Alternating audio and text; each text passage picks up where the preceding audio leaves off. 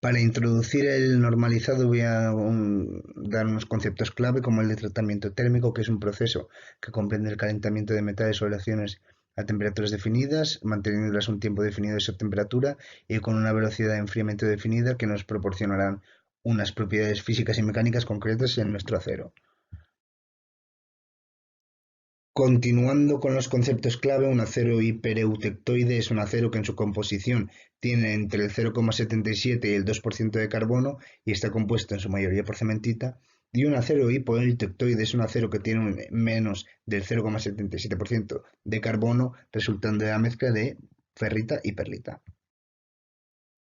Un diagrama TTT es un diagrama que nos presenta la temperatura de calentamiento y enfriamiento y el tiempo de esto, y con ello nos presenta también los materiales que vamos a conseguir con estos tratamientos térmicos. Es muy importante en el diseño del tratamiento térmico que vamos a utilizar.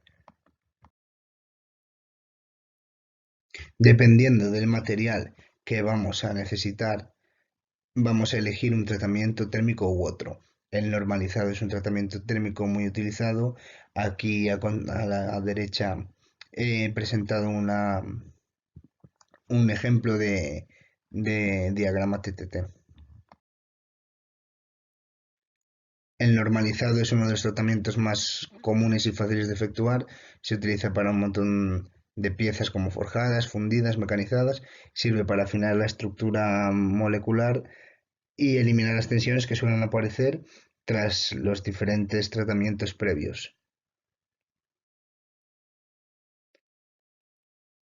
El normalizado es un tratamiento que consiste en que los constituyentes y características del acero que tenemos se normalicen, es decir, que la estructura molecular y cristalina de este acero se asiente más debidamente.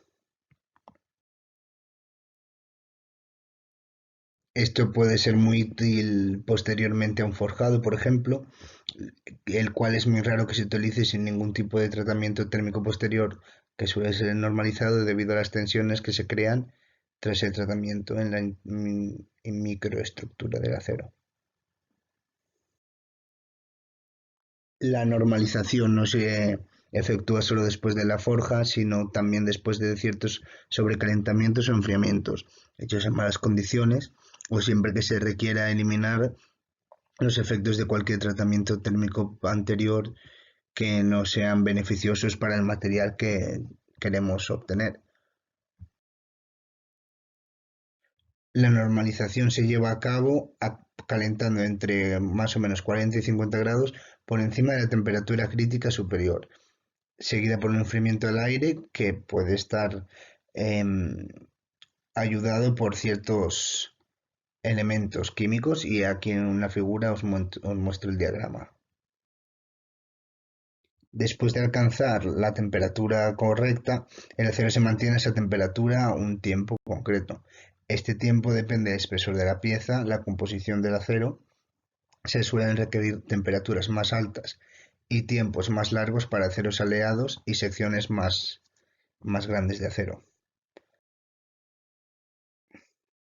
El propósito de este normalizado es producir un acero más duro, más fuerte que el obtenido solo por recocido, de manera que algunas aplicaciones pueden ser como tratamiento térmico final.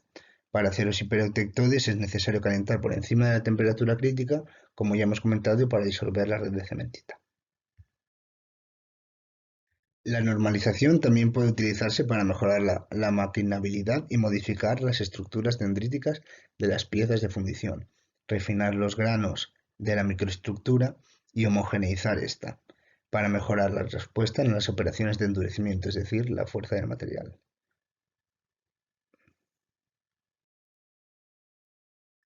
Por lo tanto, la influencia del enfriamiento es muy importante, tanto la velocidad como la temperatura a la que se hace. En este caso no se enfría en un horno como en otros tratamientos térmicos, perdón, sino al aire, lo que provoca cambios en la microestructura que se asienta de manera diferente.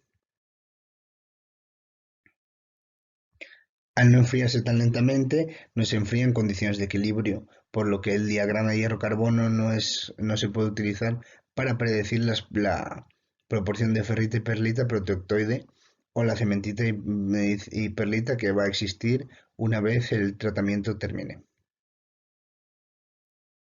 Los factores de influencia en estos tratamientos son la temperatura de cristalización, que no debe ser mucho mayor que la temperatura crítica, unos 50 grados, el tiempo que debe tener la pieza en el tratamiento, el calentamiento y su velocidad.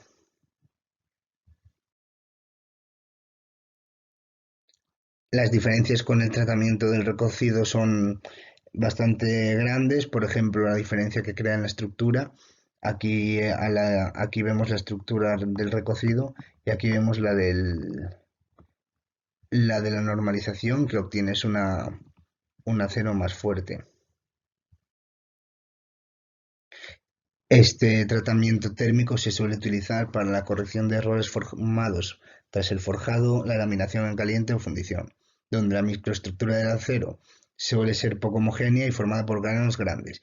Estos granos se vuelven más pequeños tras el tratamiento normalizado. Los aceros con contenidos bajos en carbono no suelen necesitar normalizar porque la microestructura es más homogénea y las piezas fundidas con formas complejas o secciones delgadas y gruesas conectadas son propensas a tener altos niveles de tensiones, por los que se beneficia mucho de este tratamiento. Se suele utilizar mucho para modificar las estructuras dendríticas, producir una microestructura más homogénea, conseguir propiedades mencionadas como dureza y ductilidad, mejorar la estabilidad dimensional, reducir las bandas de perlita, proporcionar una estructura más consistente y eliminar la macroestructura creada.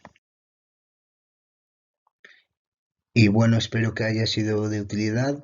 A continuación presenta la bibliografía, sobre todo muy interesante la primera, en la que podemos encontrar diversos tratamientos térmicos. Recomiendo echarle un vistazo.